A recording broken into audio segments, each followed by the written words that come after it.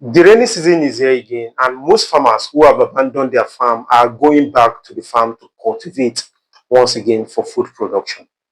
This season, this time of the year, is generally regarded as the farming season in Nigeria and in most African countries due to the type of agriculture majority of our farmers practice, which is rain-fed agriculture. Now, one of the advantage of this season is that there is free water for everybody and there is no need for irrigation. As good as this sounds, this season is usually associated with so many challenges that oftentimes result into low productivity on the part of the farmer. On today's episode, we are going to be looking at the challenges and the solution to those challenges that are usually associated with farming during the rainy season. If you are watching for the first time, my name is Lawa.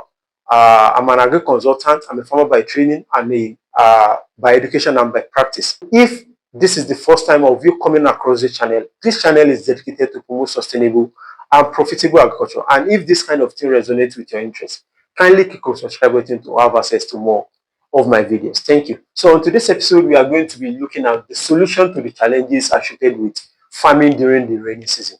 So the number one challenge is that is usually associated with farming during the rainy season is the problem of erosion, which is the washing away of the topmost layer of your soil. This one, if care is not taken, if it gets bad, it will render your farm useless. And one thing about it is that if you apply fertilizer in an erosion-prone area, you will be losing the larger percentage of that fertilizer. So the best thing for you to do to control erosion on your farm is for you to do your land preparation very well in terms of tillage. And in a situation whereby you are farming in a high rainfall area, it is advisable that you make ridges, you plant on raised beds. So you make your ridges or heaps. You don't just plant on a flat surface. Even though if you have plowed it, it is advisable you make your ridges and do your planting.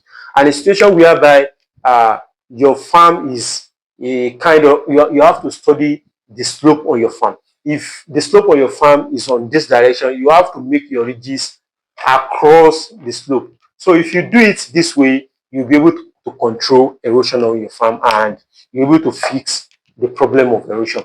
The number two problem associated with farming during the rainy season is the problem of flooding.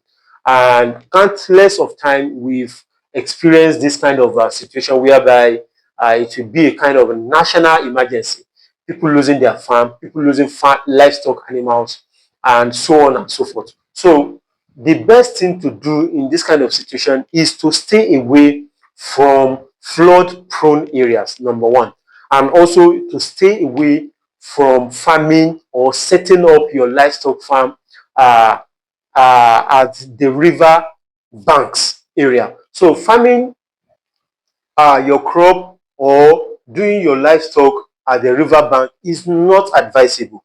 It's not advisable because those areas are very, very prone to flooding. So that is the only way you can do away with flooding. The third thing, the third problem that is associated with farming during the rainy season is the problem of weed growth, which is very, very rampant and very, very it's a serious problem because the downpour that is happening all over, and as your crop is growing, the weed on the farm is also growing drastically. So for you to control weed at this time, you have to be very, very strategic. There are three ways by which you can control.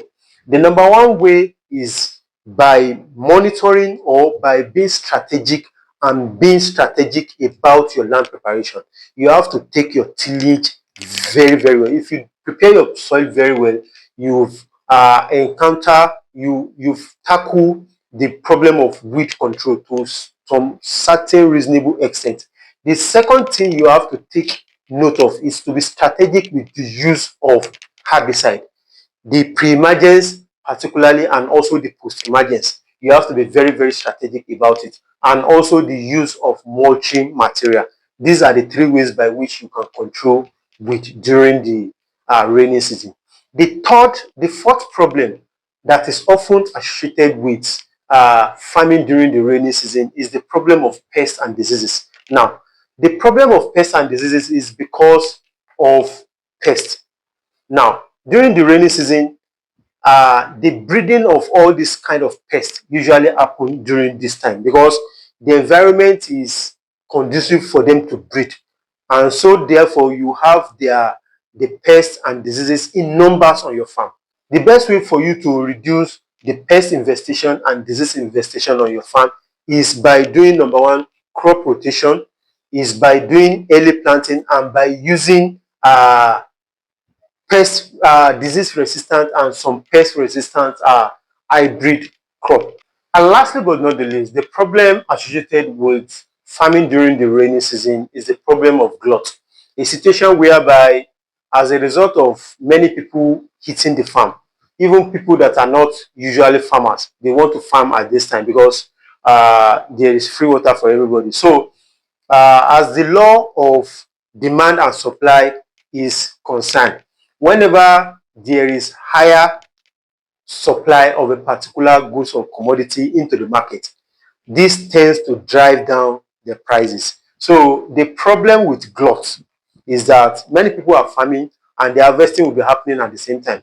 And if the harvesting is happening at the same time, they hit the market at the same time, there is higher possibility that this will drive down the prices of commodities. Though the best way to protect yourself against the the problem of glut is what we call staggered planting. Staggered planting, I've done a video about it, how to do staggered planting. That is number one. The number two way by which you can save yourself from the problem of glut is by preparing yourself for storage and food processing. Storage and processing your harvest. So with this, I've come to the end of today's topic, and I hope I've been able to do justice to the best of my ability. And I hope you've gotten value one way or the other. If you actually got value from this video, kindly give it a like, share with your friends, and uh, kindly subscribe to this channel if you have not done so. So before I go, I would like to tell you once again that my book on oil palm farming is still selling. And if you're an oil palm farmer or you are an intending oil palm farmer who wants to go into oil palm farming as a business, you don't have any reason not to have this book, because I don't know if you don't have a guide, a book like this that is going to be guiding you through the science and the business of oil palm farming, then you want to be doing 10-10 with your money. So I would advise you to get this book. It's available in both soft copy and hard copy. It's available in major bookshop, Roving Heights, and bookseller in Lagos, Abuja, and Ibadan in Nigeria. It's also available on seller, and you can also contact me on the number on the screen, through the number on the screen on my WhatsApp, for you to have access to the book worldwide. Thank you for your time, and see you on the next one. Shishi.